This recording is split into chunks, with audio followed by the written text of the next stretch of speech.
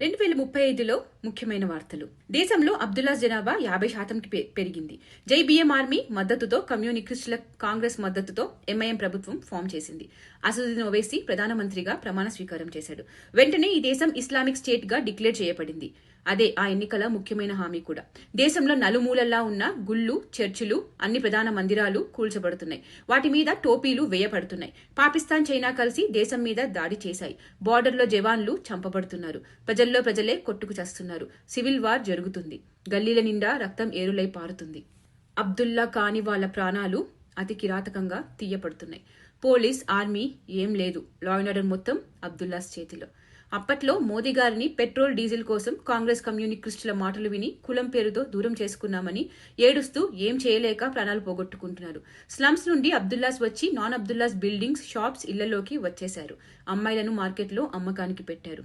ఇంట్లో అబ్బాయిలను ముక్కలు ముక్కలు చేస్తున్నారు నడి రోడ్డు మీద. వింటుంటే, తలుచుకుంటుంటే భయంకరంగా ఉంది కదా. ఇదేం కొత్తగా జరిగేది కాదు.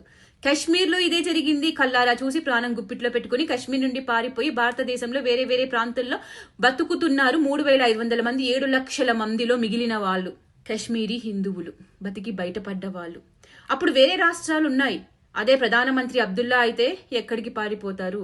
ఒక హిందూ హృదయ సామ్రాట్, మీరే నా కుటుంబం, మీకోసమే నా ప్రాణం, నా సేవ అంటూ అహర్నిశలు కృషి చేస్తున్నాడు. నిలబడండి తనతో, ఆ పార్టీతో. లేదంటే ఇదే మన భవిష్యత్తు. ముంబ్రాలో ఆ పిల్ల జిహాదీ చేసిందే మన భవిష్యత్తు. జాగో జాగో.